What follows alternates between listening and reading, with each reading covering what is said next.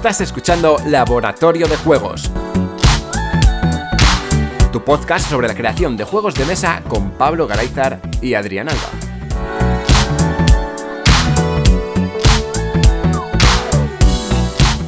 Bienvenidas y bienvenidos a un nuevo programa de Laboratorio de Juegos. Yo soy Adrián Alba y como siempre tenemos al otro lado de la línea a Pablo Garáizar. Hola, Pablo. Hola, ¿qué hay? Venimos con lo que podría ser el último programa de la temporada. Podría ser, no. Va a ser el último programa oficial de la temporada.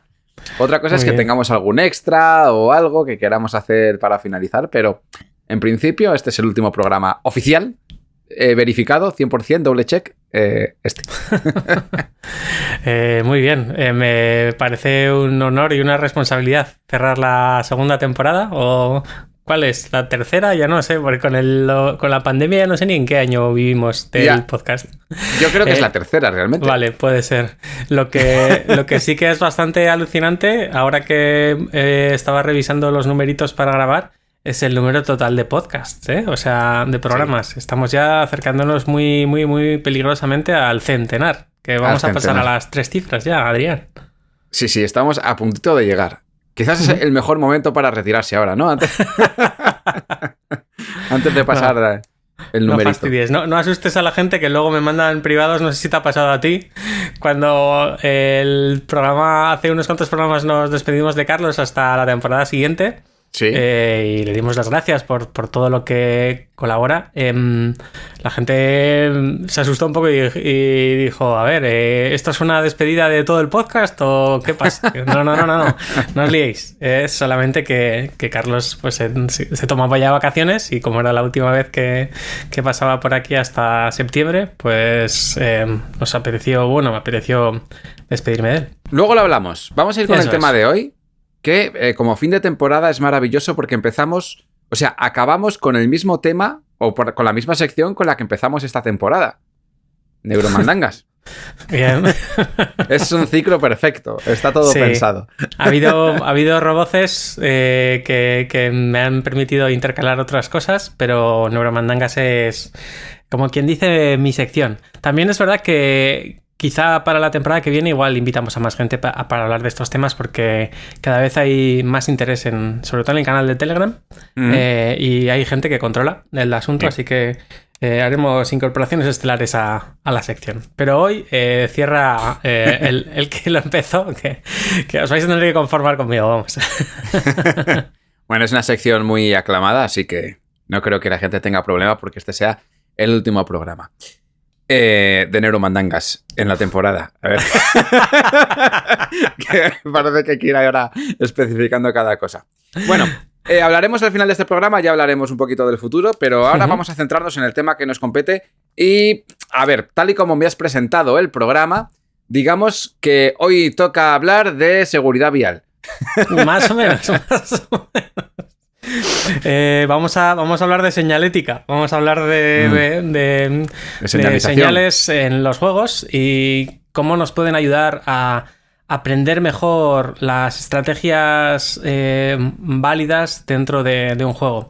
Sobre todo me gustaría hablar primero de cómo de difícil suele ser a veces darnos cuenta de cuál puede ser una estrategia ganadora en un juego que permite mucha interacción entre componentes o entre cartas, entre todas las cosas que forman el juego, ¿no? Y a veces incluso quien ha editado el juego ha podido poner ahí alguna serie de pistas o claves visuales, pero no siempre son fáciles de detectar. Me gustaría hacer honor un poco a la sección de Neuromandangas hablando pues de algunos artículos que tienen que ver con el aprendizaje en sí, con el aprendizaje sobre todo en la discriminación de estímulos que son complejos visualmente o que requieren fijarse mucho en los detalles y cómo, bueno, desde ya los años 50 del pasado siglo, Lawrence y colaboradores estuvieron demostrando cómo es mucho más fácil entrenar estas habilidades si intentamos lograr lo que se llama la transferencia a lo largo de un continuo, que es intentar empezar por lo fácil y acabar por lo difícil. algo que parece una verdad de perogrullo, o sea, algo que bueno, parece de cajón, ¿no? O sea, está claro que vamos a aprender mejor así. Pero hay otra gente que piensa que, bueno, si quieres entrenarte en cosas muy difíciles, estaría bien que empezaras con lo difícil desde el principio y así te haces duro, como quien dice, ¿no? Y estás siempre al máximo nivel. Y bueno, la evidencia es bastante tozuda y nos dice que no, que es muchísimo más fácil empezar un programa de entrenamiento con la versión más sencilla, incluso a veces exageradamente sencilla, artificialmente sencilla, de la discriminación que tenemos que hacer. Es decir, si tuviéramos que diferenciar, yo qué sé, la fruta en su punto de la fruta que está verde, nos vendría muy bien que nos pusieran no fruta en su punto, sino directamente fruta madura o podrida, para que viéramos claramente cómo se diferencia una fruta que está verde de una que no lo está en absoluto. Y luego, posteriormente, pues ya iremos refinando más y quizá, pues al final, después de mucho refinar ese caso, seamos capaces de determinar, pues yo que sé, que un melón o que una manzana está a 2 días o a 1 día de estar en su momento óptimo para ser consumido, ¿no? Y eso es algo que es muy difícil de conseguir desde el principio porque las variaciones a nivel de estímulo son muy, muy pequeñas y es bastante complicado, pero finalmente si hacemos un entrenamiento, como os digo, a lo largo de un continuo, un entrenamiento que suele llamar de fácil a difícil, no de difícil a difícil, que es lo contrario, pues viene mucho mejor. Yo, en mi época de investigador en cuestiones de psicología, escribí un artículo en colaboración sobre todo con Nela Moreno Fernández, que fue la investigadora principal del artículo, en el que enseñábamos a discriminar a los participantes entre páginas web que eran de phishing, de estas estafas online, sí, y páginas web que eran legítimas, ¿no? Y al principio pues poníamos casos súper escandalosos, o sea que se notaba a la legua que era una versión falsa del BBVA o de CaixaBank o de cualquier cosa de estas, y frente a otras que eran legítimas. Y conforme iban aprendiendo a diferenciarlas, pues íbamos ajustando más la versión falsa, y al final eran matices muy muy pequeños, les dábamos además bastante poco tiempo para decidir, y aún así eran capaces de diferenciar la verdadera de la falsa, ¿no? Mientras que en el otro grupo, pues les pusimos a veces fáciles, a veces difíciles, todas mezcladas, y consiguieron mucho peor rendimiento, ¿no? Entonces, con esta moraleja que me traigo de otra parte que no tiene nada que ver con los juegos de mesa, me gustaría empezar diciendo que nuestros juegos pueden ser muy profundos y pueden ser estratégicamente muy ricos, pero a la vez pueden tener muchísimas pistas, muchísimas señales de tráfico que decía Adrián, ¿no? Sí. Muchísimos postes de direcciones de por aquí se va no sé dónde, por aquí se va a otro lado, que lo hacen menos confuso, sobre todo en las partidas iniciales, porque hay juegos que necesitan 20, 30, incluso 50 partidas para entender cuáles pueden ser las estrategias más interesantes. Y si hacemos un inventario en Excel o en la BGG o donde queráis de toda nuestra ludoteca, hay muy poquitos juegos que llegan a ese número de partidas, y quizá no llegan a ese número de partidas porque no hayamos encontrado la gracia al juego. Es decir, estaba tan poco señalizado que nos parecía un auténtico caos. Es decir, bueno, pues he ganado, pero no sé por qué he ganado, o he perdido y no sé por dónde me han dado, o estoy jugando con otra persona que parece que tiene muchas cosas claras, pero yo no termino de ver las claves a este juego. ¿Has tenido tú, Adrián, alguna sensación como esa de decir, buah, estoy perdidísimo, no sé, estoy haciendo turnos y no sé qué estoy intentando conseguir? Eso me ha pasado muchas veces, sobre todo con los juegos de la escuela italiana, que se le llama, que son pues los juegos conocidos como Teotihuacán, Tekhenu, Tzolk'in, y sobre todo un último título que sacaron que se llamaba Tabanusi. Creo que me ha pasado con casi todos sus juegos, alguno no, que las primeras partidas son como, pues muy bien, estoy haciendo aquí cosas, pero no entiendo este juego, ¿no? ¿Qué me está ofreciendo cuál es la estrategia a seguir, tengo muchos frentes abiertos.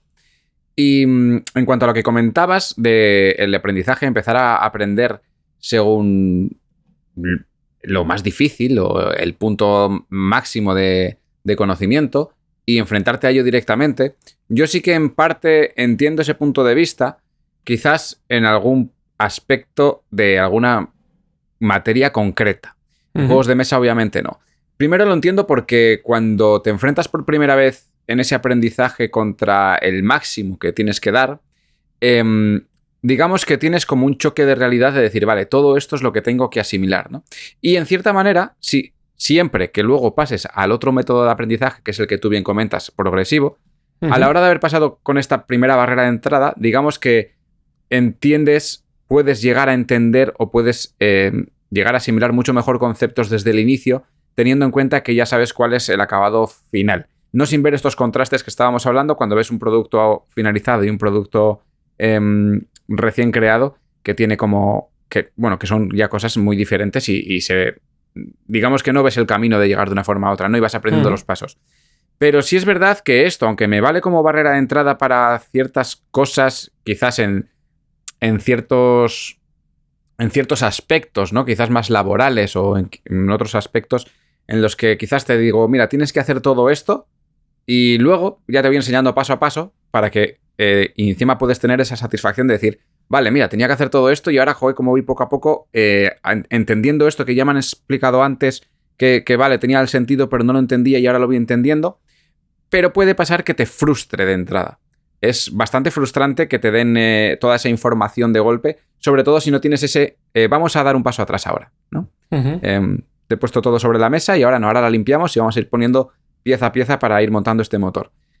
Y con los juegos de la escuela italiana pasa mucho eso, porque directamente te ponen todo encima de la mesa, con un montón de estrategias que supuestamente son viables, para que luego tú según vayas jugando vayas descubriendo qué es lo que es mejor, qué es lo que es peor, y al final pues suelen ser juegos en los que creas como mucha distancia entre una persona que ha jugado poco, una persona que ha jugado mucho.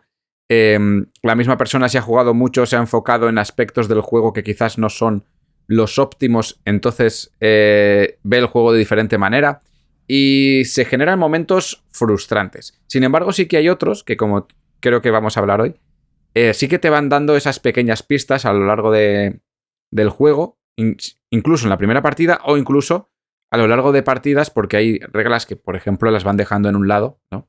Y te va diciendo, esta regla la vas metiendo según vayas jugando partidas y vayas interiorizando conceptos. Sí, eso es. Quizá a mí lo que me da más rabia de esa familia de juegos que has mencionado es que se plantean muchas posibles estrategias y ninguna de ellas está especialmente señalizada, es decir, en ninguna de ellas te dice lo mejor es que empieces por aquí o algo por el estilo, sino que bueno, tienes un árbol de decisiones bastante grande inicial, todo parece que es relativamente positivo, pero parte de la manera de ganar en ese tipo de juegos es saber descartar alguna de las estrategias que inicialmente parecían una buena idea, y conforme vas refinando tu nivel en esos juegos, pues sabes que hay algunas acciones que son muchísimo menos beneficiosas que otras, y ese descubrimiento, esa exploración, pues la tienes que hacer partida a partida, y también es muy grupo dependiente, es decir, en función de con quién hayas jugado, pues puede que te des cuenta de ello o que no tanto, no. O que creas que estás ganando con una estrategia que realmente es bastante pobre si lo analizas en perspectiva, ¿no?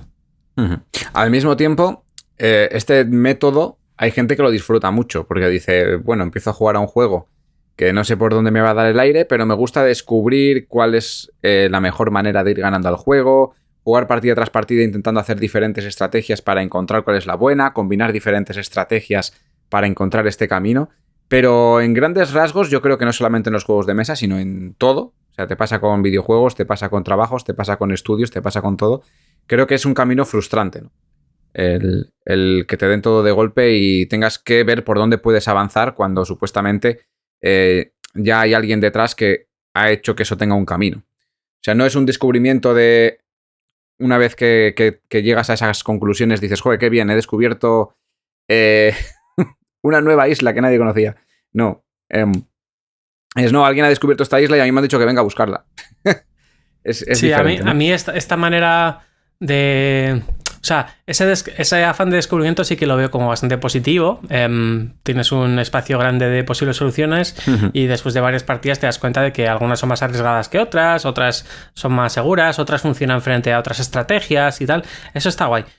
Lo que me da un poco de rabia es cuando muchas de esas estrategias se ponen ahí para hacer bulto o para que parezca que hay muchas cosas posibles, pero que claramente son estrategias loser. Es decir, te lo pongo pues para casi como distractores, ¿no? Y me recuerda un poco a estos videojuegos antiguos malos que había de fútbol, donde, bueno, tú puedes hacer un montón de cosas, puedes jugar a pasar, jugar a tirar, jugar a centrar desde una esquina, desde la otra, no sé qué tal, pero de repente alguien encuentra un truco que es si después de 4 rayas desde el centro del campo giras en diagonal y chutas tope de fuerte, siempre metes gol. Y dices como, joder, pues eso es para mí un fallo en el sistema y que tú me pongas un montón de señales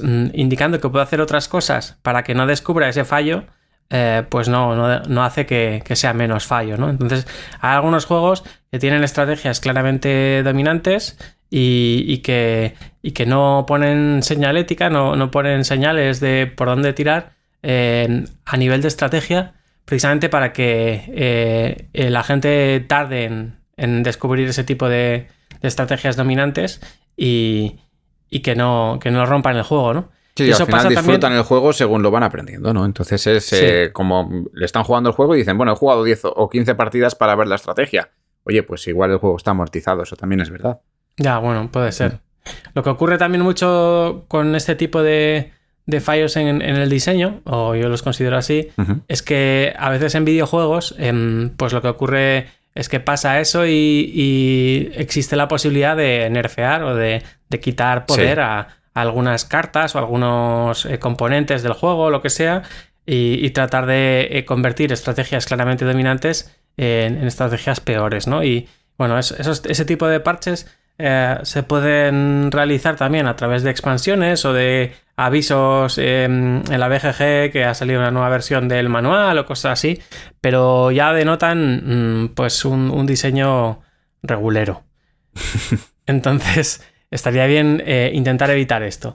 Para evitarlo, lo mejor es, pues como hemos dicho al principio del programa, intentar hacer una estrategia de aprendizaje de lo que es el componente más táctico, más estratégico del juego, que sea pasar de lo fácil a lo difícil. Y entonces, para que algo sea fácil al principio, pues necesitamos de estas señales, ¿vale? Estos postes que nos indiquen direcciones que son bastante razonables de seguir, ¿no? Entonces, por ejemplo, en Magic the Gathering, pues hay muchas cartas que ya en su descripción te están incitando a que combes esa carta con cartas de otros tipos y te están animando a eso, a buscar una estrategia más o menos sencilla, diciendo, mira, esta carta pues te da no sé qué, pero por cada carta del tipo no sé cuál que tengas, además te va a dar no sé qué otra cosa, ¿vale?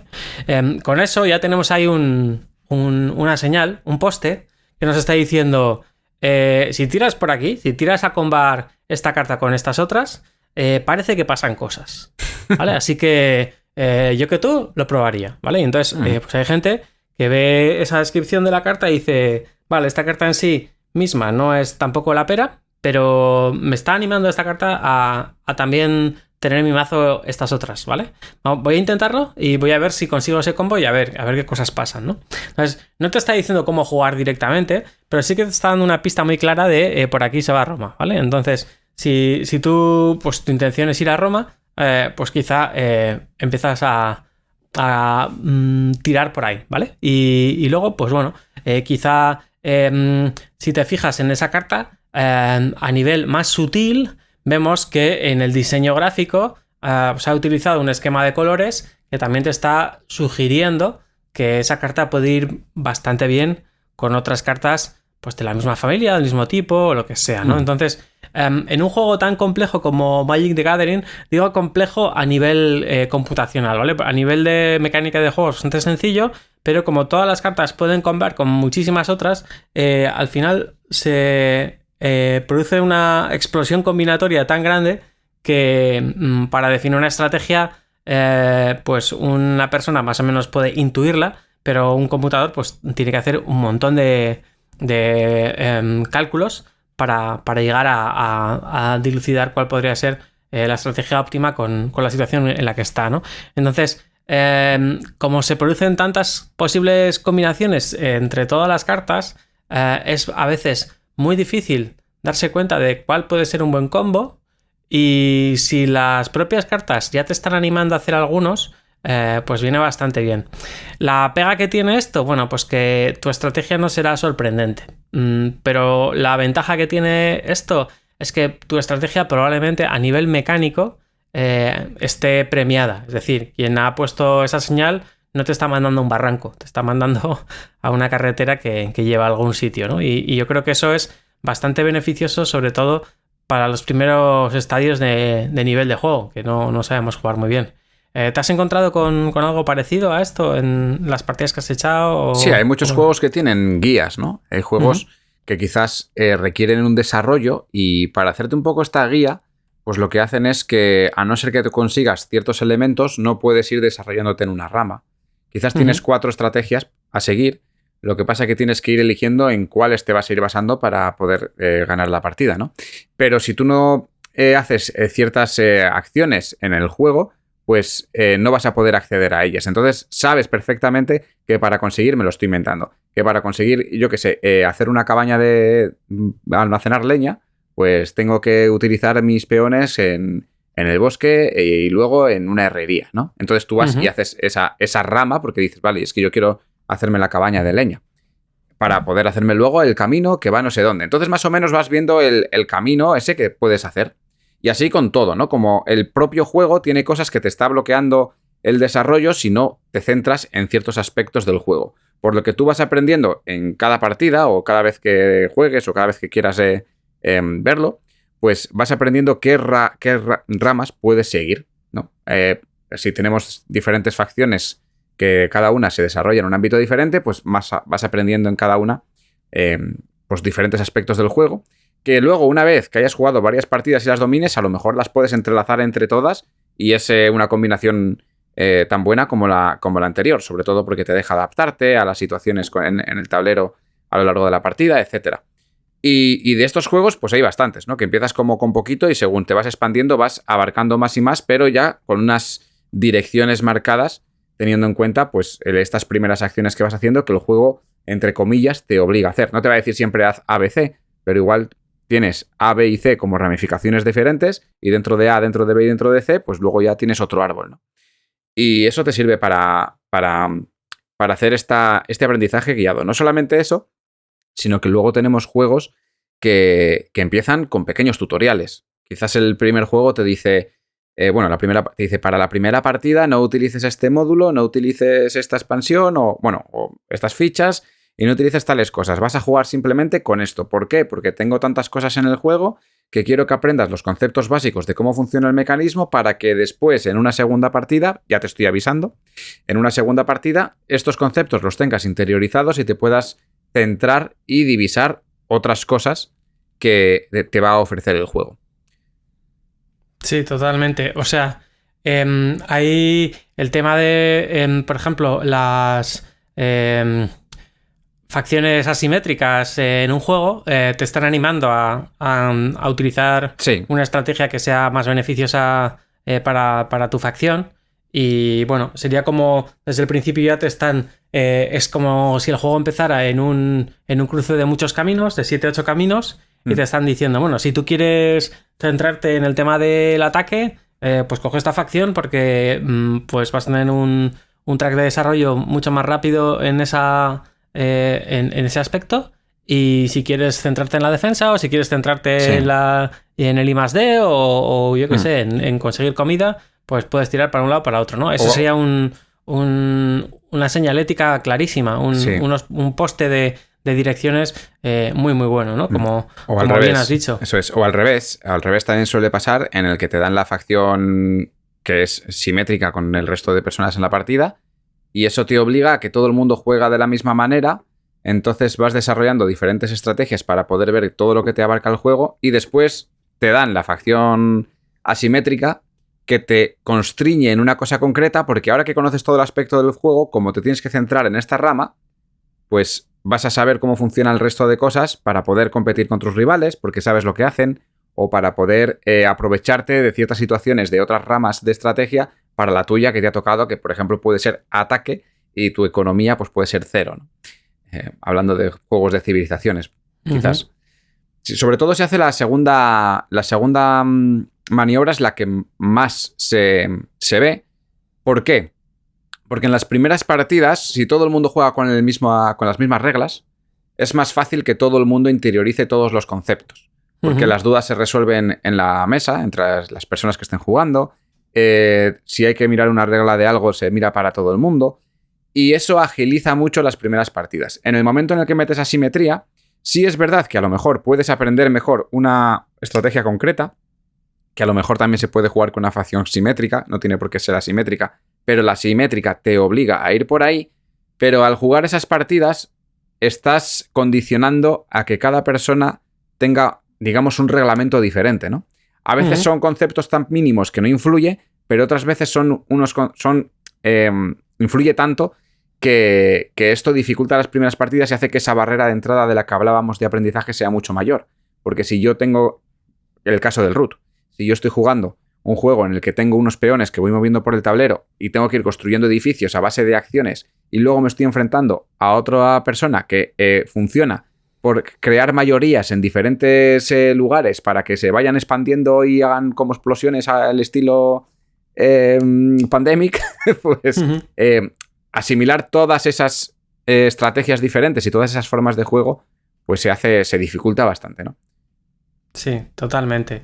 Pero bueno, o sea, lo bueno es que independientemente de si empezamos en simétrico y luego vamos a asimétrico o no, la simetría sí que nos está animando a seguir un tipo de estrategia y se supone que si han incluido esa facción dentro del juego es porque es una estrategia viable si se juega bien, ¿no? Y eso, pues a veces incluso hay avisos diciendo, bueno, es que esta facción es súper poderosa cuando entiendes muy bien el juego, pero para las primeras partidas no la uses porque muy probablemente te falte lo que comentaba Adrián, ¿no? Que un poco de que los árboles no te dejan ver el bosque, de visión de conjunto, ¿no? Pero sí que es verdad que cada una de las facciones que se incluye en un juego asimétrico es una señal de por aquí se puede ir y por aquí se puede jugar.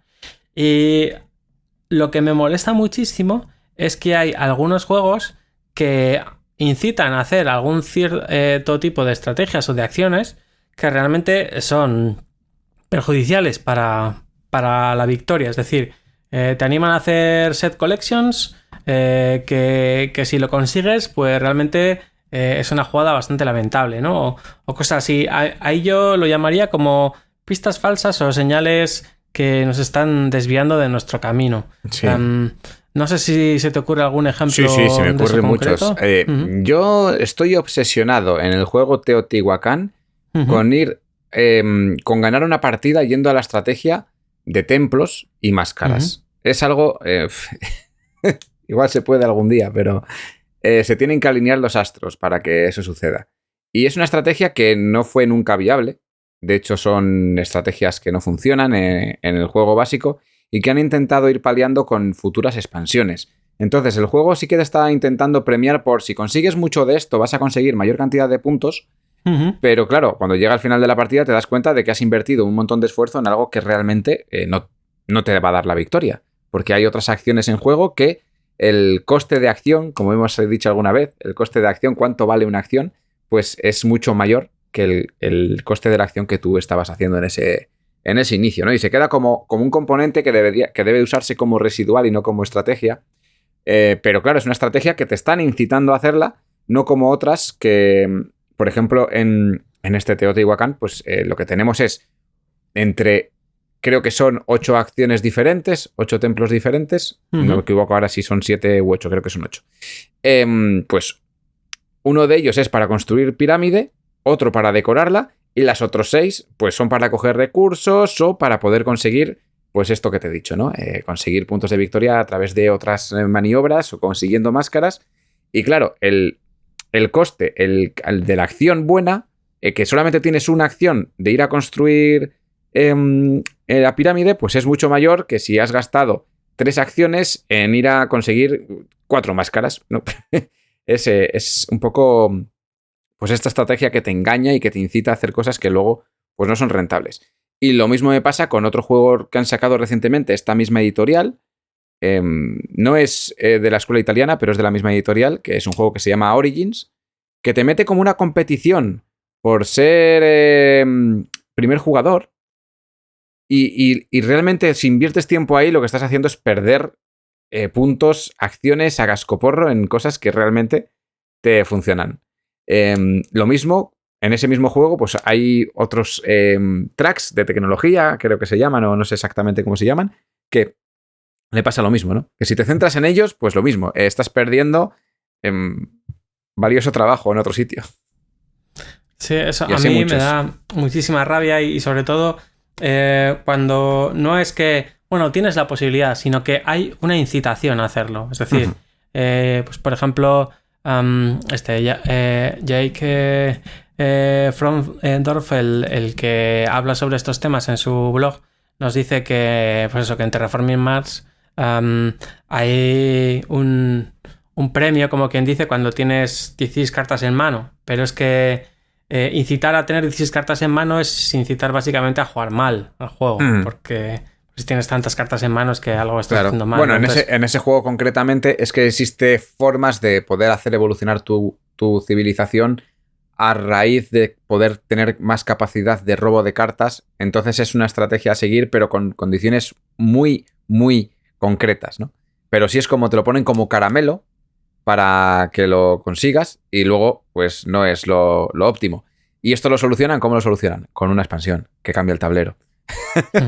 Te quitan esos objetivos que no son realmente interesantes, te ponen otros y te adaptan ese tablero en conjunto acorde con los objetivos que tienes que cumplir, teniendo en cuenta estos que sea todo jugoso. Pero eso ya te digo, pues como hablábamos antes, ¿no? Videojuegos te meten un parche, pero aquí una expansión que te tienes que comprar. Sí, pero si analizamos esto desde el punto de vista del diseño, entiendo que las expansiones deberían ser precisamente eso, expansiones del juego y no parches.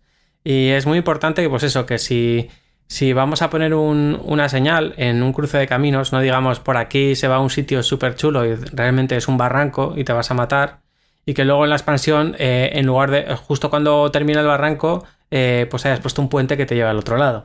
Que dices, bueno, pues estupendo, ahora ya el poste inicial no está tan mal porque lo has apañado, pero quien no tiene la expansión tiene un poste apuntando a un barranco y eso es un fallo importante. Y sobre todo es un fallo que casi siempre es consciente, es decir, no es que digas, pues no sabía que esto no era una estrategia buena. La gente que hace este tipo de cosas, yo entiendo que sabe cómo se juega a su juego y cómo se gana a su juego y qué cosas están incitando cuando ponen unos textos u otros o cuando usan unos iconos u otros, etcétera. Están utilizando las señales del juego para que la gente aprenda de manera implícita o explícita cómo desarrollar estrategias, ¿no? Y pues cuando se ponen ese tipo de incentivos, pues como el que decíamos de Terraforming Mars, ¿no? Que puede tener cierto sentido, pues cuando ya has conseguido un nivel de desarrollo tal que te permite tener más cartas en la mano más rápidamente, etcétera. Vale, sí, pero tú eso ya lo sabes cuando estás introduciendo esa regla o esa carta que te está incitando a hacer eso. Entonces, ¿por qué no utilizas otras de las técnicas que hemos hablado aquí, que es la de bloquear ciertas cosas hasta que no tengan sentido? Es decir, como si yo hago una rampa para pasar en coche de un sitio a otro, pero si no voy a más de 100 por hora, pues la rampa no me va a permitir saltar el agujero que hay, ¿vale? Entonces, hasta que no tenga un coche que vaya a más de 100 por hora, pues el camino está vallado. Y necesito intentar que la gente no se mate probándolo con coches de menor velocidad o algo similar, ¿no? Entonces, el juego debería intentar impedir estrategias que son claramente malas, que van a desembocar en partidas perdidas. Y si tiene algún tipo de estrategia o de movimiento de acción que solamente tiene sentido a partir de cierto nivel de desarrollo, pues creo que lo más recomendable sería bloquear esa estrategia hasta ese nivel de desarrollo. Hay gente que piensa que hacer este tipo de bloqueos es como ponérselo demasiado fácil. Sí, es porque como jugando. Le estás guiando, ¿no? Dice, me estás guiando. Sí, claramente, pero realmente en lo contrario se siente muchas veces como un engaño, ¿vale? Es decir, como tu juego me permite hacer cualquier cosa, pero realmente 7 de estas 12 cosas lo que van a hacer es guiarme hacia una derrota, y las otras 5 no, y las tengo que aprender a partir de ensayo de error con gente que juegue mejor que yo, porque si son peores, incluso equivocándonos los dos, si yo me equivoco menos que la otra persona, pues igual gano, ¿no? Entonces es una manera que puede intentar justificarse, una manera de aprender, puede intentar justificarse a través de ese espíritu de exploración o de aventura que comentabas, dentro del espacio de posibles soluciones, pero yo creo que me parece un poco pobre a nivel de usabilidad. Y luego que creo que si un juego basa su dificultad o su interés en haber puesto un montón de trampas, entre comillas, o de pues estrategias que realmente no son buenas y las tienes que descartar después de haber cogido cierta experiencia, pues me parece que es añadir contenido superfluo al juego simplemente por enmarañar un poco un juego mucho más sencillo. Porque una vez que alguien que sabe jugar en un vídeo tutorial te dice, mira, esto no lo hagas, esto tampoco, esto tampoco, esto tampoco, el juego que ha basado su interés en esa oscuridad, como quien dice, pues pierde mucho la gracia, ¿no? Y mientras que otros juegos que van a las claras y te dicen, mira, esto es mejor que no, esto es mejor que sí, esto siempre que hagas no sé cuál, esto tal y cual, puede parecer que te están llevando en raíles a hacer ciertas cosas, pero luego esas ciertas cosas no tienen por qué ser triviales. Es decir, tú puedes saber qué es lo que tienes que hacer y resulta que no te han tocado los recursos que necesitabas, o que otro jugador te está fastidiando y sabe que te ha detectado que estás yendo por ahí y no te va a dar bola para que puedas hacerlo, o que la persona que va después pues se va a aprovechar de tu estrategia porque te la ha pillado y va a ir poniendo pues yo qué sé, rutas o templos o lo que sea mucho más baratos de lo que debería, porque sabe que vas a hacer cierta estrategia u otra, ¿no? Entonces ahí puede estar el juego. El juego no, para mí me parece un poco tramposo que el juego esté en que, bueno, había realmente un montón de opciones para hacer, pero solamente 3 o 4 son las buenas, ¿no? Esto, hay muchos juegos que lo solucionan diciendo, juega esta primera partida con estos objetivos, y te dan unos objetivos iniciales que tienes que jugar con ellos. Cuando hayas jugado esta partida y entiendas los conceptos, pues ya metes otros objetivos porque vas a entender el juego y vas a saber qué es lo que es mejor y qué es lo que es peor. Y entonces ahí ya entra tu exploración. Pero de entrada, tú has ido sobre ciertos raíles que te han permitido pues conocer ese juego, ¿no? Que tampoco está mal el hecho de que luego te den esa libertad de conocer todo lo que quieras si previamente te han dado estas pautas de cómo jugar al juego. Sí, o sea, a mí lo que me... O sea, si hay un resumen de este programa es que intentemos hacer juegos donde las personas más novatas que se aproximen a nuestro juego tengan más o menos claro qué cosas son las importantes y qué cosas son las accesorias para desarrollar una estrategia que sea ganadora. Luego, que haya mucha combinatoria posible entre las acciones que podemos hacer para que eso surja, pues estupendo. Que resulta que hay estrategias así un poco exóticas que también consiguen esa ventaja o incluso más, pues vale. Pero a mí me gustaría que cualquier juego que diseñara yo tuviera los suficientes avisos, suficientes señales para que una persona que se aproxima por primera vez o quizá segunda o tercera vez a mi juego tenga bastante claro qué es lo importante y qué es lo accesorio, qué es lo que pues realmente supone una ventaja importante en el juego y qué es lo que no, ¿no? Entonces, si eso lo tenemos claro, luego, por supuesto que podemos ampliar el campo, podemos ampliar el número de acciones disponibles y bloquearlas o no, dejarlas libres o lo que veamos, para que se puedan desarrollar estrategias mucho menos guiadas o mucho más creativas, etcétera, ¿no? Pero el caso es que, pues siguiendo con el símil de las señales de tráfico, que tengamos más o menos claro cómo se van a cada sitio y qué carreteras tienen peaje y cuáles no, qué carreteras son buenas y cuáles no, etcétera, con códigos de colores, con códigos de señales o lo que sean, pues es estupendo. Si luego, claro, un guía local de repente te dice, sí, ahí pone que para ir a tal sitio se va por ahí, pero mira, yo te llevo por este atajo, luego cambiamos de sitio y vamos por aquí, pasamos este puente que no está ni en Google Maps y llegamos un cuarto de hora antes. Bueno, pues estupendo, genial. Has hackeado, entre comillas, el mapa, has conseguido llegar a otro sitio con pues más ventaja, quizás solamente en algunos casos, quizás solamente cuando esté disponible o lo que sea, pero el resto de la gente que está siguiendo las señales no se está equivocando, no está llegando a sitios que no tienen ningún sentido o a sitios que son callejones sin salida o a sitios así, ¿no? Y eso es lo que tenemos que intentar a la hora de diseñar, es decir, hacer fácil lo fácil y difícil lo difícil. No que lo fácil sea difícil porque nos hemos perdido en un mar de posibles opciones de las cuales no todas son válidas, ¿no? Uh-huh.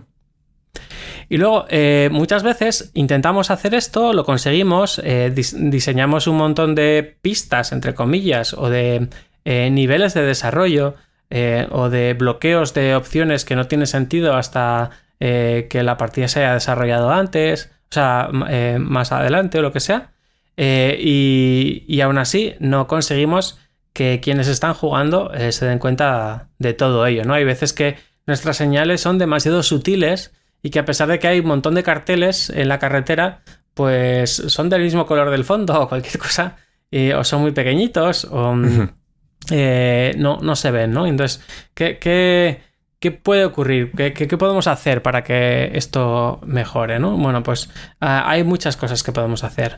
La primera de ellas es intentar que a nivel de usabilidad todo sea súper coherente. Es decir, que haya un código de colores que se mantenga para que la gente pues asocie, aunque sea de manera casi sutil o inconsciente, que determinadas cartas o determinados componentes están relacionados y funcionan bien juntos. Pues yo qué sé, si estamos trabajando con diferentes facciones, pues que cada facción tenga un color y que luego pueda haber objetos por ahí sueltos que no son específicamente de una facción, pero que como a una facción le vienen mejor que a otra, pues los vamos a pintar de un color que se parezca más al de esa facción, ¿no? Sí, o sea, no es exactamente ese objeto es de esa facción, pero ya te va a estar dando una pista, ¿no? O tienes un recurso de un color, imaginemos que es piedra, pues edificios que funcionen bien con el recurso de piedra, pues darle ese color gris que pueda tener el componente, ¿no? Eso se hace bastante en varios juegos. El hecho de que estén relacionados, pues, por ejemplo, no me voy más lejos. El Caverna, directamente, tiene diferentes edificios y dependiendo el color del edificio, va a tener una mejora en un sentido del juego, en otro. A veces será en producción de alimento, en otra de recolección de recursos, en otra de expansión de tu caverna. Cada una tiene un color diferente dependiendo de la función que te esté dando. Claro, así ni siquiera tienes que recordar. Claro, y sabes que va asociado al elemento con el que luego tienes que trabajar. Si yo pongo una sala que me mejora la producción de alimentación, pues tengo la alimentación que es de color amarillo o naranja. Pero bueno, sabes que está asociado, ¿no? Luego también a nivel temático, no solamente de aspecto visual, se pueden relacionar cosas. O sea, yo qué sé, si algunos componentes pues tienen que ver con creación de nuevas armas, por ejemplo, pues que tengan todas que ver con metalurgia, pues puede ser interesante. Es decir, yo no sé, o sea, no son del mismo color una fábrica de tubos que una pistola o que lo que sea, pero todos están en la temática del metal y de crear cosas que tengan que ver con eso, ¿no? Entonces, a nivel de significado, a nivel temático, pues si tienen también un enlace, un punto en común, pues puede ayudar bastante, ¿no? Pues quien dice armas y tal, también puede ser de la naturaleza, es decir, pues árboles, ríos, animales y no sé qué, no pueden, o sea, no tienen por qué tener el mismo aspecto por fuera, pero sí que semánticamente los ponemos en el mismo campo y nos ayudan a identificar que pertenecen a una categoría similar, y si mecánicamente esas cartas o esos recursos o esas localizaciones dentro de un tablero funcionan sinérgicamente, es decir, nos ayudan a sacar más de lo que sacaríamos individualmente, pues eso también está contribuyendo a que esa señal, esa pista que hemos puesto para que nuestro juego empiece fácil y sea útil a quienes están empezando, pues sea tanto explícita como implícita, ¿vale? Que igual ni nos hemos dado cuenta, pero he dicho, wow, yo estoy haciendo estas cosas porque, bueno, a mí como me gusta la naturaleza, pues hago todo cosas de naturaleza y de repente resulta que estoy haciendo una estrategia bastante buena, ¿no? Eso ayuda un montón. Y luego, bueno, si tenemos también la posibilidad de explorar, de buscar más cosas, bueno, pues igual estaría bien que hubiera algunos incentivos a la exploración per se. Es decir, si no queremos que la gente vaya en raíles, pues puede que explorar pues sea lo que estamos buscando, pues tendremos que premiarlo, ¿vale? Es decir, quien no está explorando muy probablemente esté explotando una estrategia bastante más útil. Entonces, quien se está animando a explorar y va a dar más palos de ciego, pues tendrá una penalización mecánica en tu juego. Entonces tendrás que compensarla de alguna forma. Es decir, si nosotros, por ejemplo, en un juego queremos, yo que sé, un juego de deportes, queremos hacer pues, un juego de tenistas, ¿no? Y hay tenistas que van muy bien de derechas, muy bien de revés, muy bien en la red, muy bien atrás, tiran buenos globos, hacen buenos saques, etc. Si tú quieres una tenista que haga muchas cosas bien, pues cuando llega la fase de entrenamiento, por ejemplo, pues lo tienes complicado porque tiene que entrenarlo absolutamente todo, ¿no? Entonces eso pues principalmente no se va a poder. Lo normal en tenis es que haya jugadoras que sean especialistas, que pues hay una jugadora que tiene un saque brutal y hace la mayoría de sus puntos de saque, hay otra que tiene unas piernas de la leche y llega a todas las bolas, aunque pues no le dé muy fuerte y tal, y es muy difícil conseguirlo todo, ¿no? Entonces, si dices, no, pues que a mí me gustaría que una estrategia sea pues ser una jugadora más versátil, que pueda hacer de todo un poco, pues ya, pero si se enfrente contra quien se enfrente, va a ser peor en todo, porque cualquier especialista de cualquier cosa va a encontrar su punto débil y lo va a explotar, ¿no? Pues si quieres intentar que eso pase, tendrás que premiar esa dispersión de alguna forma, ¿no? Entonces, la gente que está explorando en tu juego y que no está centrándose en seguir uno de estos caminos que indicábamos al principio, en esa rosa de los vientos que podemos pintar al principio del juego, decir, mira, pues una facción va a tirar por aquí y va a conseguir más cosas, otra va a tirar por otro lado y va a conseguir estas otras cosas. Si queremos buscar esa versatilidad, esa persona que es más capaz de hacer muchas cosas pero no tan bien, el típico aprendiz de todo, maestro de nada, pues habrá que premiarlo artificialmente de alguna forma, porque si no, frente a estrategias más especializadas siempre va a ser peor, ¿no? Esto a veces se ve reflejado en juegos en el que tú vas desarrollando una rama y cuanto más desarrollas esa misma rama, más difícil es seguir desarrollándola, pero mayor beneficio te está dando. Por ejemplo. Entonces, cuando tú llegas a cierto nivel y dices, espera, que voy a ir por otra rama, empiezas a tener como mayor cantidad de recursos por ese otro lado y es como un beneficio extra que se compensa con las dos cosas, ¿no? O sea, tienes... no sé si me explico con esto. Sí, tal y como lo entiendo yo, es es lo típico de que pues si tienes un track de desarrollo y dices, bueno, para pasar del primero al segundo paso necesito una acción. Para pasar del segundo al tercero, 2. Ujú. Luego 4, luego 8, luego 16. Entonces dices, el juego me está premiando... o sea, me sale mucho más barato crecer en todo.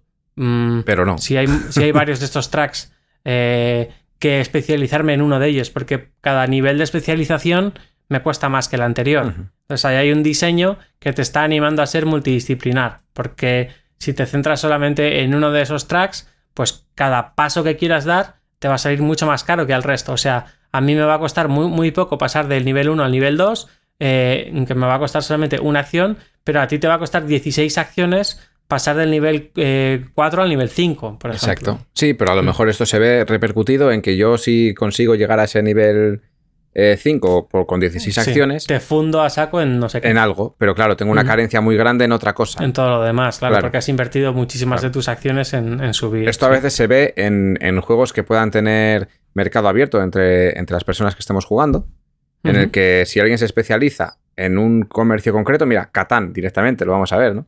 Si alguien se especializa directamente, yo voy a por piedra y ya está. Y cojo toda la piedra de todo el mapa, nadie tiene piedra. ¿Qué pasa? Que si yo solamente voy a por piedra, no tengo otros recursos. Entonces, el juego me obliga a tener que colaborar para poder intercambiar estos recursos, porque si nadie tiene piedra, pues la gente lo buscará de otra forma y estarán cogiendo otros recursos, y tú que tienes piedra no vas a poder tener otro recurso que te va a hacer falta para seguir evolucionando, ¿no? Y te lo compensa ahí. Tú tienes, todas las canteras son tuyas, pero claro, un buen motor económico de piedra, pero ahora lídiate con conseguir madera o conseguir arcilla o conseguir cualquier otra cosa, ¿no? Y son como estos tracks de los que estamos hablando, en el que, claro, cuanto más dominio tienes, más te cuesta conseguirlo en ese mismo juego. Cuanto más dominio tienes, más te cuesta conseguirlo. Y al mismo tiempo, cuanto más tienes, más te penalizo en un aspecto, pero también te estoy dando esa fuerza de poder negociar porque eres la única persona que tiene piedra, ¿no? Sí, lo bueno que tiene Catán es que como incluye la mecánica de negociación, o la dinámica más bien de negociación. Sí, me refiero a que eso se ve muy claro en esos juegos con esa dinámica. Se compensa, como quien dice, ¿no? Porque es como, bueno, alguien monopoliza algo, pero ya vendrá a negociar porque va a necesitar el resto de cosas, ¿no? Me da mucho más miedo cuando no se incluye una dinámica de negociación en el juego, porque si se permiten ese tipo de cosas muchas veces, o el juego es posible que esté desbalanceado, que sea vulnerable para que se rompa por ahí, o que haya que incluir mini reglas. Sí, yo planteaba Catán como un juego muy fácil donde poder ver ese equilibrio, que obviamente no vale en todos los juegos, porque todos los juegos no van a tener esa dinámica, ¿no? Pero se ve muy claro ese desequilibrio que se puede generar, pero que al final se va equilibrando, porque al final hay una dinámica que lo compensa. En el juego se pueden meter otros elementos que hagan esto. No tiene por qué ser una dinámica que lo genere, sino otros elementos, pues lo mismo. Si tú tienes mucho de esto, vas a tener que pagar menos recursos de lo que sea para poder desarrollar otra cosa. O si tú subes mucho en una tecnología, te va a costar luego menos desarrollar las otras, pero has tenido una carencia muy grande de estas otras, por lo tanto, no has podido conseguir ciertos elementos del juego que te sirven para ganar puntos, y tienes que ir buscando ahí ese equilibrio, ¿no? Entre todo. Hay diferentes formas. Pues más o menos esto es un poco todo lo que quería comentar. Sí que me gustaría hacer un resumen de qué consejos daría desde esta visión un poco del aprendizaje de lo fácil a lo difícil, de este aprendizaje que comentábamos antes de la transferencia a lo largo de un continuo, de los estudios de Lawrence y colaboradores, que ha habido en muchos aspectos de la psicología, y que si lo traemos al mundo de los juegos de mesa, pues como bien decía Jake Frondorf, el de Cardboard Mountain, pueden asemejarse a las señales de tráfico, ¿no? A las señales que podemos encontrarnos en un camino. Y esas señales deberían ser honestas, es decir, no deberían mandarnos a sitios pues como cuando vamos y nos pillamos un taxista que nos da 80 vueltas para llegar a un sitio para cobrarnos más, porque cuando estemos jugando nos vamos a sentir estafados. O sea, decir como, el juego me anima a hacer este set collection y al final lo hago y pierdo miles de acciones en ello y luego no me recompensa para tanto, ¿no? Entonces no lo vuelvo a hacer.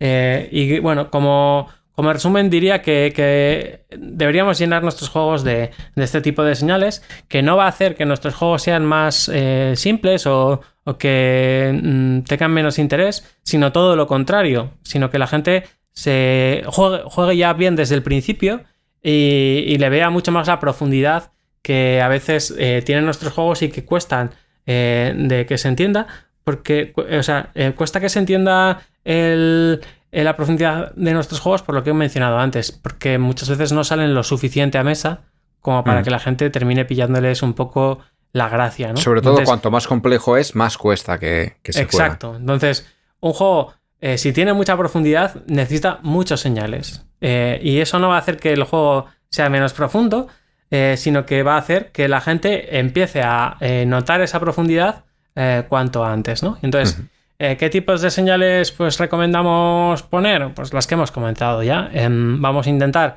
que si hay ciertos combos que se pueden hacer con ciertos componentes o con ciertas cartas, indicarlos de manera sutil o de manera no tan sutil, directamente, diciendo pues que, bueno, pues si tienes esta carta y además tienes por cada carta que tengas en tu mano, además de esta, que sea de la misma familia, te voy a premiar con no sé qué.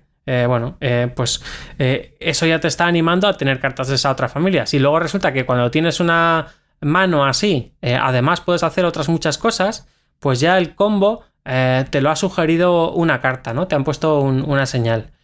Quizá ese premio que te está dando la carta no sea súper beneficioso, pero sí que te está animando a formarte una mano de ese estilo que cuando ya la tienes así, pues resulta que puedes hacer desplegar una estrategia a 2, 3, 4 turnos mucho más interesante, ¿no?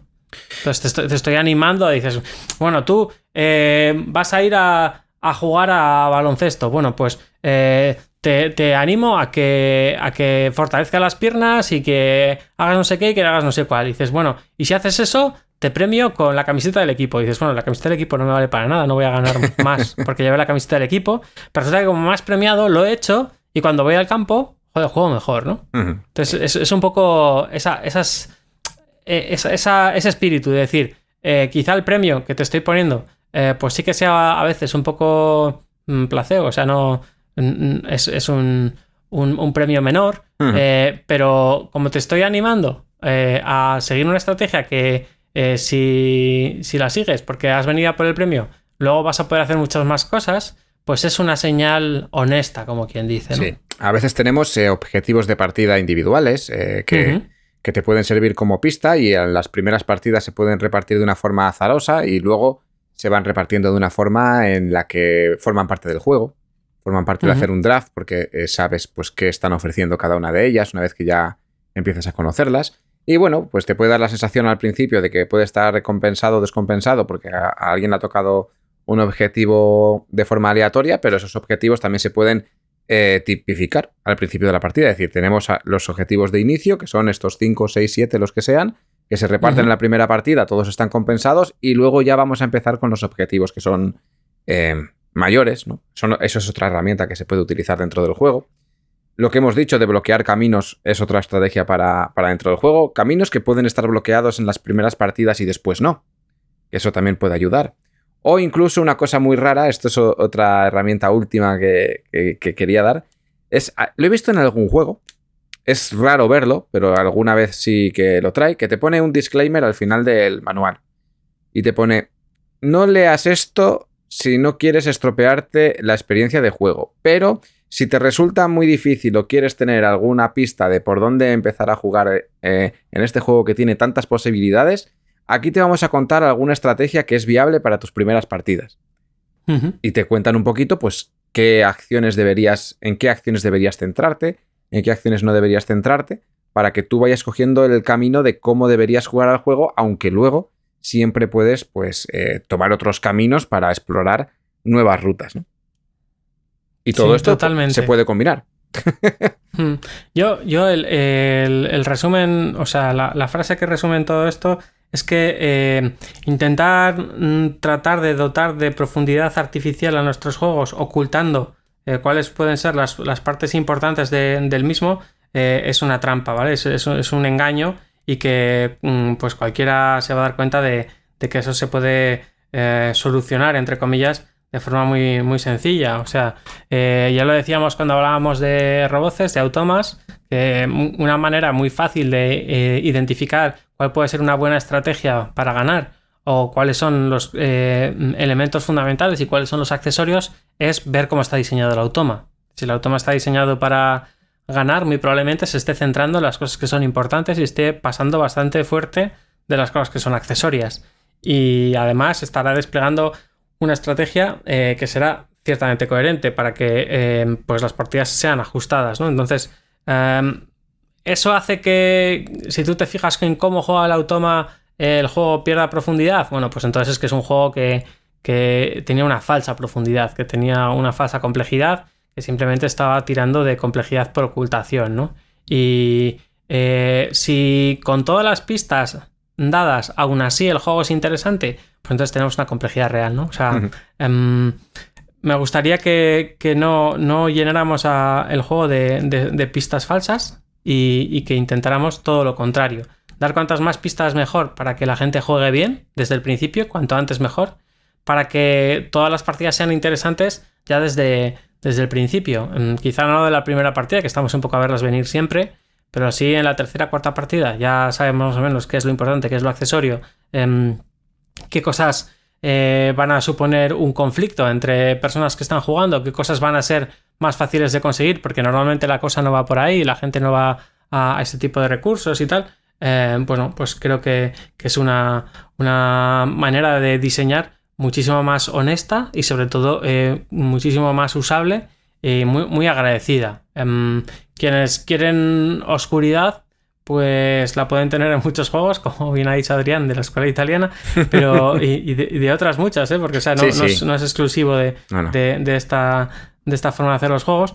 Pero ¿qué es lo que pasa? Que al final, al principio, en las primeras partidas no se disfruta el juego, y si te gusta ganar a gente que no sabe ni por dónde era el aire, bueno, pues puede que este sea tu nicho de juego, pero lo normal suele ser lo contrario. Las victorias más disfrutadas suelen ser contra rivales de un nivel decente, o sea, no contra otra persona que acaba de aprender a jugar o contra otra persona que las gana por puro azar, ¿no? Entonces, si dotamos de muchas señales, como hemos dicho, combos más o menos sugeridos, elementos bloqueados durante la partida para que se puedan usar cuando sean pertinentes, diferentes facciones de las que hemos hablado para insistir en una serie de caminos y no otros, algunos objetivos de partida, objetivos personales o similares que vayan también dirigidos a desarrollar estrategias que, además de ese objetivo de partida, objetivo individual, pues te animen a hacer cosas que puedan ser interesantes. Es decir, si mis objetivos individuales me están sacando totalmente de foco, pues puede tener su cierto interés cuando ya tengo mucho nivel para poder decir, mira, voy a obviar mi objetivo personal durante todos los turnos, y si lo consigo en los 2 o 3 últimos, perfecto, pero es que no lo puedo intentar cubrir al principio del todo, porque es que me va a llevar a una estrategia perdedora. Ese tipo de conocimiento solamente se desarrolla cuando ya conoces muy bien el juego. Entonces, estas cartas de objetivo individual o de partida, pues deberían animar a realizar pues ciertas acciones que además sean buenas para el global de la partida. Es decir, no solamente cumples tu objetivo personal o el objetivo para esta partida, sino que además, intentando hacerlo, te has dado cuenta de que hay estrategias bastante interesantes por el camino, ¿no? Y eso es un poco pues lo que decía al principio, que si tenemos un juego que nos lo pone fácil desde el principio, no fácil para ganar, sino fácil para entender la estrategia, pues las partidas van a tener muchísima enjundia desde el minuto 1, ¿no? Y por ahí yo creo que pueden pasar cosas más interesantes. Pues no te queda nada más, ¿no? Ya creo que ha quedado cerradísimo el tema. Sí. Me ha parecido súper interesante traer a la mesa este punto de vista, porque no lo habíamos traído nunca, creo. Y lo que sí me resonaba muchas veces durante este programa era, en mi cabeza, era la simbiosis que se puede dar con los 3 ejes que marcó Ginés, ¿no? En su programa. Sí. La importancia de estos 3 ejes y junto con esto creo que es elementos clave para poder hacer un gran juego que llegue a mucho más público del que en un inicio podría estar llegando. Pues si te parece bien, vamos a ir finalizando el programa de hoy. Vamos a hacer un poquito de despedida, ya que es el último programa oficial de la temporada. Ya veremos si traemos alguna cosita, no sabemos todavía. Esto ya depende del tiempo que saquemos, de si podemos, si nos coordinamos. Sí, son fechas un poco regulares. Sí. Y hacemos alguna cosita. Sí podemos dar algunas pistas para la temporada que viene. Y bueno, pues para la temporada que viene, intención tenemos de volver en septiembre. Seguiremos con los programas de forma habitual. Bueno, habitual no. Lo que sí podemos anunciar es que va a haber cambios de periodicidad seguro. Luego no sé lo que pasará, pero a priori pues bajaremos el ritmo a la mitad. Vamos a bajar el ritmo a programa quincenal como se prometió en el primer programa. No en el 100 que llevamos casi, sino en el primer programa que dijimos esto va a ser quincenal y vamos aquí semana tras semana durante 3 años. Y sí bajaremos seguramente el ritmo a quincenal. Además, yo personalmente pues entro voy a entrar en una dinámica diferente en mi vida personal y pues no sé cómo lo voy a afrontar todavía, así que tampoco sé pues cómo vamos a poder... cómo lo voy a afrontar. Y eso respecto a todo, ¿no? Respecto a todos los proyectos en los que yo participe y tal. Lo que sí tengo claro es que este programa va a seguir adelante igualmente, porque hay... un montón de gente detrás que ofrece muchísimo. Y bueno, pero la temporada que viene es que si lo veo ya en retrospectiva, o sea, bueno, en retrospectiva es ver, no. Si lo veo ya desde ahora, en prospectiva, en pro, no en re, diría que ya tenemos casi toda la temporada cerrada, ¿no? Ya dijimos... Sí, abriste tú un Excel y dices, venga, vamos a apuntar... Sí. ¿Cuántos programas salen? ¿Qué vamos a hacer? Sí, vamos a apuntar ¿qué colaboradores tenemos? Ideas que ya estaban pendientes de hacer, tal. Y la verdad es que planteándolo de forma quincenal, nos salía para hacer más programas que de forma quincenal. Por un lado, está bien, porque quiere decir que si bajamos al ritmo quincenal tenemos para más tiempo. Entonces tenemos como para 2 años, 3 o yo qué sé cuánto. Y por otro lado, pues a lo mejor ese ritmo quincenal lo podemos mantener entre programas normales y a lo mejor podemos meter... eventualmente intercalar alguna cosita extra de vez en cuando. Que está bien tener esa semana de descanso, pero que igual ahí se puede meter un programa que ha sido más inmediato, ¿no? Una cosa que nos ha pasado durante esta temporada, estas 2-3 temporadas que llevamos, es que muchas veces tenemos programas preparados y al mismo tiempo entrevistas y vamos ahí como con una cola, ¿no? De espérate que sí, va a salir hasta dentro de 3 semanas. No sale... Claro. Y resulta que la actualidad era pues hace 3 y bueno, es un poco lío. Sí. Entonces, cuando Adrián planteó lo de la periodicidad quincenal, hicimos la planificación en función de las colaboraciones que tenemos. Sin contar entrevistas ni cosas extras. Decir, y no sé qué tal, sin contar entrevistas ni nada de actualidad. Salía una temporada entera perfectamente planificada, con unas cargas de trabajo muy razonables para toda la gente que va a colaborar. Que ya os anunciamos que en principio sigue todo el mundo y vamos a querer que el programa tenga pues una pinta muy parecida a lo que ha sido hasta ahora. Pero además, pues en todos esos huecos que se formaban en el calendario daban pistas daban pie para hacer cosas extra. O sea, sí, pues yo que sé. Para hacerlas encima sin agobios. Eso es. Que de repente echamos el lazo a alguien que quiere hablar de no sé qué cosa, pues venga, ahí va, en una semana impar, vamos a llamarlo. Sí. ¿Vale? Y el caso es que, bueno, pues ahí se puede trabajar un poco más la actualidad, se pueden trabajar cosas que puedan ser más puntuales, más de, mira, no hay una sección sobre esto, pero durante 2 días va a venir no sé quién y lo va a hablar pues en esta semana impar y en la siguiente impar, ¿no? O sí, así, ¿no? Entrevistas, que muchas veces entrevistas, pues decía, había gente que quería venir a ser entrevistada o nosotros queríamos entrevistar. Y bueno, pues ¿cuándo quedamos? Quedamos para entrevistar, vale, va a salir dentro de un mes. A veces, bueno, haciendo cambios de planificación para poder encajarlo un poco mejor. Sí. Y bueno, si tenemos un calendario que ya está bien adaptado para poder introducir pues todos estos elementos que son extra, que son inesperados y que al final es contenido extra que tampoco va a venir mal, pues creo que es mejor para todo el mundo. Sobre todo que llevamos 3 años grabando cada semana. Ha habido pocas semanas que no hayamos grabado, quizás porque hemos grabado 2 en una misma semana o así. Sí. Bueno, es una pasada. O sea, yo cuando empezamos no me imaginaba para nada llegar a los 100 programas y los vamos a llegar de sobras. Sí. Y bueno, o sea, el ritmo ha sido brutal. Al principio decíamos, pues acabará el podcast y ya está. De cada programa que hacíamos surgían ideas para otros 4 o 5. Todavía seguimos sin haber cerrado todo ese Si tenemos documento... ideas del primer día apuntadas que no han salido porque han surgido otros temas que quedaban mejor o iban mejor hilados al tono que estábamos llevando en ese momento, y hay un montón de cosas, un montón de temas que están pendientes. Sí. Vamos, que hay lag para rato, pero lo que no queremos es morir en el intento. Exacto. Y los calendarios son los que son. La gente, pues al final tiene agendas complicadas y una periodicidad semanal no implica solamente grabar cada semana, sino también editar cada semana, subir los contenidos cada semana, etcétera. Y bueno, ahí como siempre tengo que agradecer muchísimo a Adrián todo ese trabajo que hace, que no solamente tiene una enciclopedia lúdica en la cabeza, sino que además pues se toma el tiempo y el mimo de que la calidad del audio del podcast sea muy buena, de que esté publicado siempre cuando toca, etcétera. Y entonces no siempre. Bueno, prácticamente siempre. O sea, sí. Mira, tienes casi un porcentaje súper fácil de calcular, porque casi son 100 programas y ¿qué habremos fallado? 2 o así. O sea, un nivel de éxito del 98%. Para mí eso... Sí.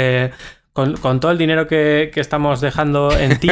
Sí, un montón. Me estoy forrando. O sea, un coste-beneficio infinito, nunca mejor dicho. Sí, ¿vale? O sea, entonces... Es algo barato. Entonces, bueno, pues lo he dicho. O sea, es no solamente el trabajo de grabar, sino también el trabajo de editar, el trabajo de publicar, el trabajo de difundir. Y creo que pasar a un formato quincenal nos va a hacer que no vayamos tan con la lengua afuera. Que la gente además se permita el lujo de escuchar programas antiguos que quizá los dejó un poco de lado porque veía que no podía seguir el ritmo. Y bueno, que vuelvan a surgir antiguos debates, no el de la OCA, por favor. Eso está ya muy, muy trillado. Ni qué es un juego o los semicooperativos o ese tipo de cosas, sino bueno, pues debates interesantes que muchas veces surgen en el canal o que surgen a través de la gente que colabora y que enriquecen también lo que es el podcast, ¿no?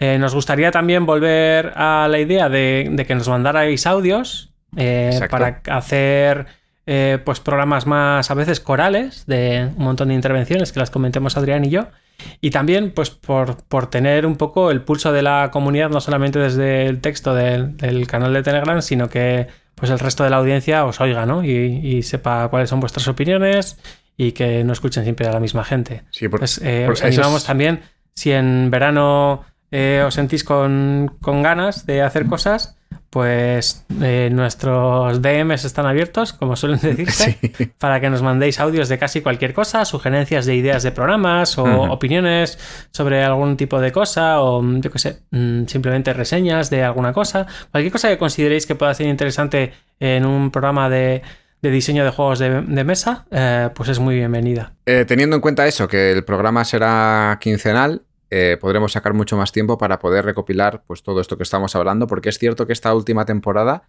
no hemos hecho nada coral, siempre hemos tenido algún programa o 2 en los que aparecía gente del público hablando o gente que quería mandarnos audios y los comentábamos, y esta última temporada es que no ha habido ni tiempo. O sea, a mí se me ha pasado realmente ha sido un año en el que no hemos parado en ningún momento de decir, espera, hace falta pensar que hay que grabar el programa. No. O sea, si es que no tenemos espacio para tanto contenido. Ese era un poco el tema, ¿no? Y sí estaría bien volver un poco a esos planteamientos, porque, bueno, pues no todas las temporadas tienen que ser iguales, al final cada una ha estado orientada de una forma. Y esta hemos perdido un poco la esencia esa de comentar lo de, pues, comentar con el público en directo o, bueno, como queréis llamarlo aquí, en diferido o como lo queréis ver, pero que se escuche a la gente, ¿no? Comentar cosas. Y creo que es algo bonito que hace que se note que tiene una comunidad viva el laboratorio, porque es una comunidad que yo flipo. A mí no me da la vida para seguir el ritmo de la comunidad. O sea, es una comunidad que ya va sola. No hace falta de nadie que esté detrás para poder hablar o sacar temas, sino que a mí directamente no me da para seguir los temas que se tratan, porque es maravilloso. Y hacer todo ese movimiento que se está haciendo allí en los dos grupos, porque ya no solamente uno, empezamos con uno y ahora tenemos uno solamente de testeos, porque se pedía, era ya el organismo natural, ¿no? Y todo lo que se está haciendo allí, que de toda la gente que se está moviendo, o sea, yo me siento como que somos el mini-ludo, ¿no? Hemos vuelto a los orígenes y hemos creado ahí esa pequeña comunidad que ahora es tan grande en otros lugares, ¿no? Sí, está guay porque funciona sola y menos mal que funciona sola, porque a Adrián y a mí no nos da la vida. No me da la vida, no nos da. Pues nada, nos vemos en septiembre, ¿no? Nos vemos en septiembre, exacto. No sabemos qué semana. Crema solar, no hagáis ninguna cafrada. Eso es. Y nos escuchamos. Tenéis 2 meses para poneros al día. Eso es. 2 meses para empezar desde el 1 y decir, ¿cuál no he escuchado todavía?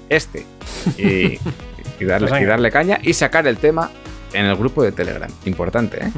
He escuchado el capítulo 7 y resulta que allí habláis de no sé qué. Vamos a sacar este tema, que hace tiempo que no se habla. Estaría bien. Y lo dicho, audios muy bienvenidos. Muy bienvenidos, exacto. Pues nada más, nos vamos a despedir aquí. Muchas gracias a todo el mundo por haber estado otra temporada más con nosotros, por estar escuchando este programa. Y bueno, yo como siempre agradecer a todo el equipo, que cada vez es más grande y cada vez más dedicado en Laboratorio de Juegos. Pablo, nos vemos. Eso es. Pasa un buen veranito. Igual. Un abrazo a toda la gente. Nos vemos en septiembre en un nuevo programa de Laboratorio de Juegos. Hasta luego. Adiós. Puedes seguirnos en las redes sociales, Instagram y Twitter, laboratorio_POD. También puedes escucharnos en YouTube, iVoox, Spotify y Google Podcast, Laboratorio de Juegos.